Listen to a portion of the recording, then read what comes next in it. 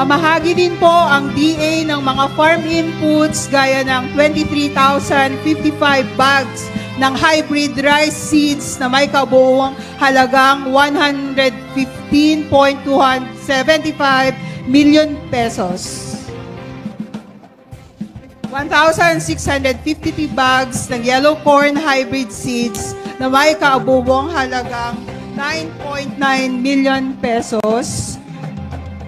62.5 kilos ng lowland vegetable seeds na may halagang 468,000 pesos.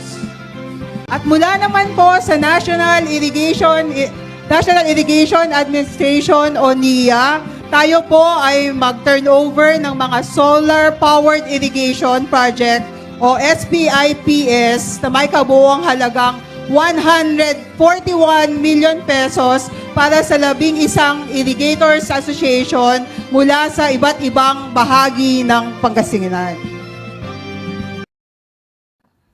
District Lina, Agrarian Reform Secretary, Secretary Conrad Estrella III. Agtugaw po tayo ako.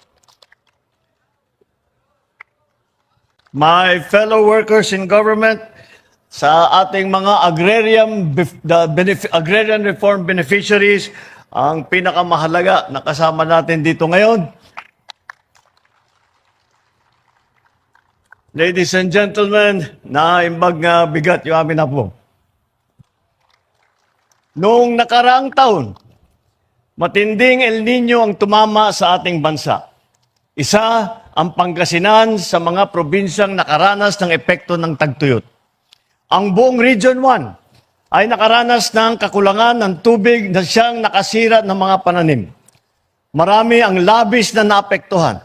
Natuyo ang mga pananim, maging ang pag-asa para sa mas masaganang ani. Pero ngayon, andito tayo para simulan ang solusyon. Meron po tayong ginagawa at meron po tayong magagawa. Imbis na bumaha tuwing tag-ulan, ang gagawin natin ay iipunin natin ang tubig para mapakinabangan sa panahon ng tagtuyot. At yan po ang gagawin ng Paitan Dam, isang permanenteng dam na bahagi ng Lower Agno River Irrigation System o LARIS dito sa Santa Maria. Hindi na pangarap ang pagkakaroon ng tubig, tag-araw man o tag-ulan. Ang masaganang ani, abot kaya na. Layon po ng Paitan Dam na patubigan ang 6 na munisipyo dito sa Eastern Pangasinan. Mga bayan ng Santa Maria, Rosales, Santo Tomas, Alcala, Bautista, Bayambang. Pati na rin ang ilang bahagi ng San Miguel at Moncada sa Tarlac at Coyapo sa Nueva Ecija. Mula sa mga ilog ng Agno at Manila, ang dam na ay inaasahan magpapatubig sa mahigit 12,000 hektarya ng sakahan. Dahil dito, dadami ang ani at inaasahan ang pagtaas ng produksyon ng palay. Ngunit ang projection natin, Gob, na 9 tons per hectare, maganda-ganda na yon. Dahil kung tutuusin natin, ang official average, Sendo, tama ba ito? Official average ng natin is 4.2, parang ganon. Yung ibang lugar, hindi pa naabot sa ganon, hanggang 3.6 lang, 3.4. Kaya kung kayo talaga ay nag-aani ng 9 tons per hectare, makita maliwanag na maliwanag kung ano ang dinadagdag ng mahusay at walang patid na irigasyon para sa ating mga magsasaka. Mas malaking kita, mas malaking ginhawa sa ating mga magsasaka. Hinihiling ko sana na matapos na ito sa 2027 o mas maaga pa kung mari para naman maramdaman kaagad ng mga kababayan natin ang benepisyo ng LARIS Paitan Dam. Bukod sa pagpapasinayan ng LARIS Paitan Dam, narito din ako kasama ang ilang kawani ng DA at saka ng DAR. Upang magbigay ng karagdagang tulong sa ating mga magsasaka at agrarian reform beneficiaries o ang ARBs. Ang DA po ay narito para magbahagi ng mga hybrid rice seeds, garden tools at ibang pang mga farm input.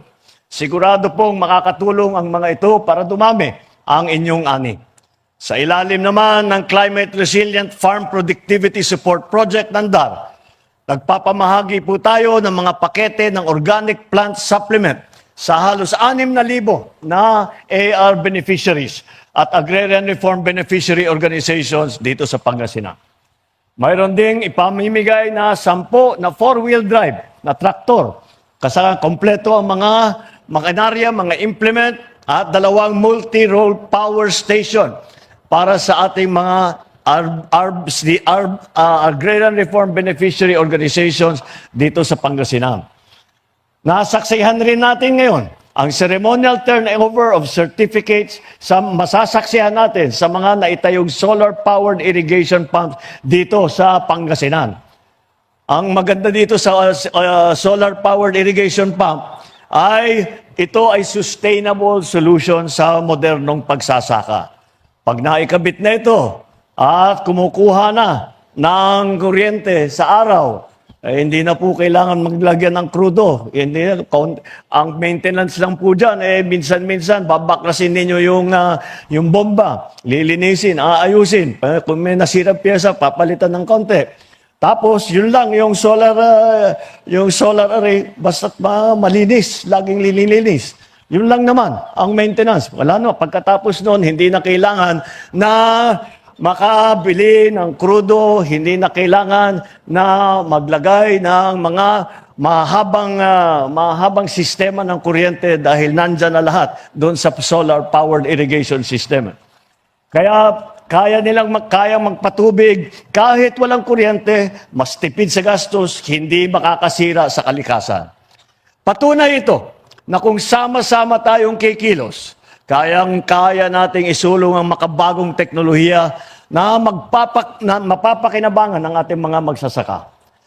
Mula po nang tayo ay maihalal sa posisyon, tinutukan po natin ang seguridad sa pagkain at ang pagpapalago ng sektor ng agrikultura. Kasama na riyan ang siguruhing produktibo at masagana ang kabuhayan ang ating mga magsasaka. Simula noong 2022, nakapagbigay tayo ng makinaryang pansaka dito sa Pangasinan. At dahil dyan, higit sa 100 agrarian reform organizations sa Pangasinan ang natulungan natin. Bawat makina dito ay nagbibigay ng dagdag ng kita at dagdag sa ani. Kung may mabawas man, ay sana yun ang inyong pagod at ang oras ng trabaho para naman sa mas maraming panahon para sa pamilya. Kaya naman para po sa ating mga magsasaka, makakaasa kayo na nandito ang inyong pamahalaan na handang umagapay sa inyo. Hiling ko lang po, patuloy tayong magtulungan.